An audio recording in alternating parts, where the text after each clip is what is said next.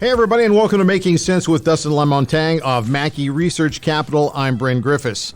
Dustin, how you doing today? Real good, Bryn. Our topic today is gold resurgence. It has been an interesting few weeks. Yeah, to say the least. Most recently, John Felderhoff, who was the chief geologist of Brex, passed away, and it got me thinking back to 1996. I was working in a Richardson Greenshield's office in Winnipeg for a couple different brokers, and the talk of the office was Brex. And that's all anybody wanted to talk about was gold stocks at that moment in time, even on the prairies. So when I read most recently that Felderhoff passed away, it just brought back that whole story of the salting of the gold, and for those who don't know, Brex was the biggest market fraud in Canadian history. It was a $6 billion company at one point, and it was created out of nothing. It was a hoax. Supposedly this giant gold mine, the richest gold mine discovered in the last 50 years in Indonesia, and turned out to be a hoax. They were salting the samples. It's funny because, well, it's not funny, but I know people who did exceptionally well off of that, and I know some people that pulled them completely under. It was an unbelievable period of time, and it's amazing how something like that could just transpire the way it did. Yeah, I think at one point this stock went from pennies up to $260 and back down to zero. So, but is that not a red flag for you? You've seen this kind of stuff before, right? It is a red flag, but at the time I was pretty green, so I really didn't know anything.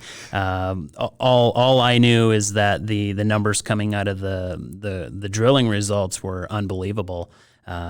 Little did anybody know that it was a giant hoax. So, but it got me thinking about the current state of the gold market because in the last 30 or so years, if you look back. I guess not that long, roughly 20, a little over 20 years, but it just seems like 30. Yeah, no doubt. Gold in that time has gone from the low $200 mark up to almost $1,800 US, and then it dropped back down to $1,200, $1,100, and now it's back up to $1,500. So in Canadian dollar terms, gold's at near an all-time high.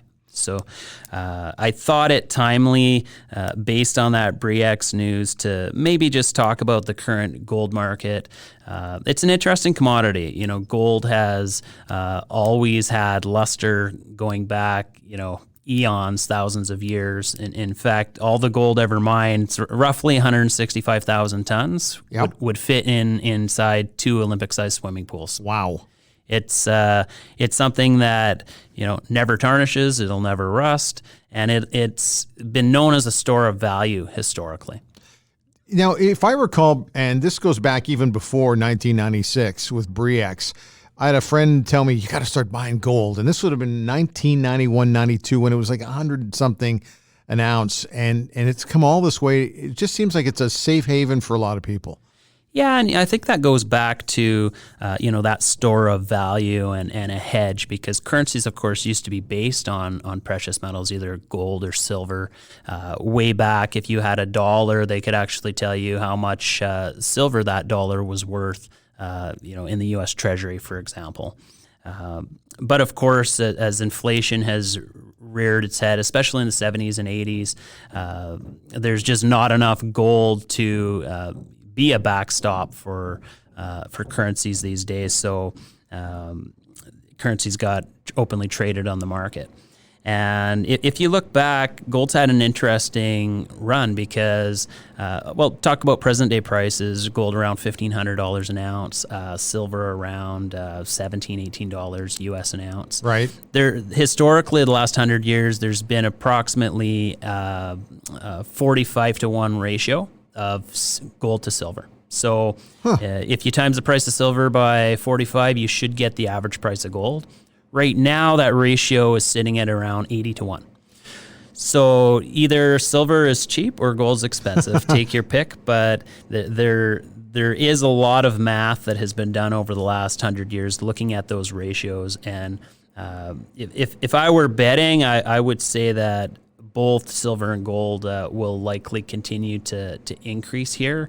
Mainly based on the inflationary pressures that some of this trade wars are creating in terms of tariffs on goods, and because inflation's been so low for so long, it wouldn't surprise me to see even a minor bump up percentage wise is quite high.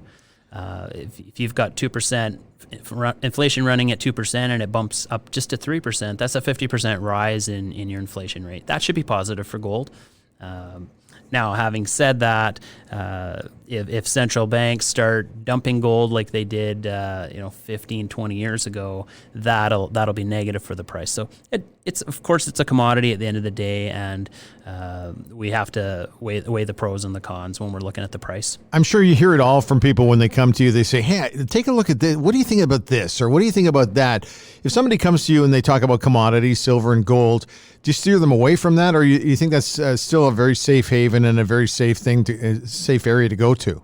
Well, going back, if you look at the money management industry, and we'll talk about money managers for the Swiss banks back in the 60s and 70s used to keep 10 or 15% of their money in gold bullion, and they did that as a hedge and a store of value. A lot of managers have really gotten away from that. It doesn't mean that that's not going to transpire again. One thing we have seen in the last year, if we're talking, about gold and silver more recently, is there's been somewhat of a disconnect between the performance of the stocks and the performance of the bullion.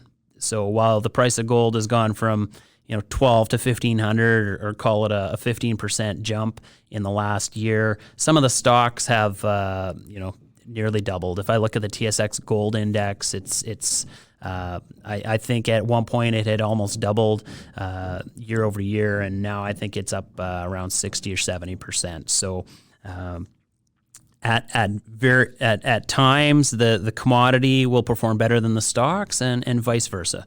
I think that going forward, there's going to be an opportunity to add some defense into portfolios here. Using gold. Typically, if the markets aren't doing well, gold will either stay flat or even go positive. So I'm cognizant of that, and I'm looking at that right now in terms of the portfolio management that we do for clients.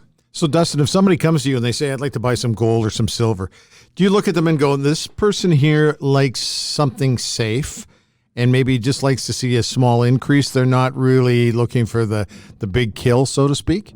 No, I wouldn't classify gold as safe. Typically, when you're looking at investment management, you're looking at correlation. Okay. So the reason somebody might say that gold is safe is because it's maybe negatively correlated to the market at certain times based on what inflation and interest rates are doing. But safe, no, gold's anything but safe. It's very volatile, especially the underlying stocks. In fact, the stocks are quite a bit riskier than the commodity. So definitely I would sit down and have a discussion with that individual and go through their goals and objectives, making sure that they're making the right choice with their money. And as for Brex on the I guess to wrap this up, do you know people who did well on it and some people who did not? I know a person that was in university at the same time as me that actually bought options on call options on Brex shares way back and ended up doing quite well. I don't know anybody who lost their shirt in the stock, but I know that there's plenty of stories out there. And there's a little town in Alberta that a lot of millionaires were. I believe it was St. Paul, where there was numerous millionaires created overnight. Everybody, this group of friends, I guess, was buying Brex, but I can't confirm that. Just what I heard over the years. It's important to have good people working for you. That's what you're around here for. You bet. We do our best. Absolutely. That's it for today. We, of course, have more helpful hints coming your way every 2 weeks. Just a reminder, the markets and financial numbers change frequently, so anything that's said by us today could easily change by later today or overnight, so make sure you check in. And if you'd like some more information, you can contact Dustin at at Mackey Research Capital. And your phone number is? 780-905-7729. And let's give everybody your email address as well. It's dlamontagne@mackeyresearch.com. Perfect. Thanks for your time today. And we're back again in 2 weeks. Thanks, Bryn. All right. Thanks for listening to Making Sense. Have yourself a great day.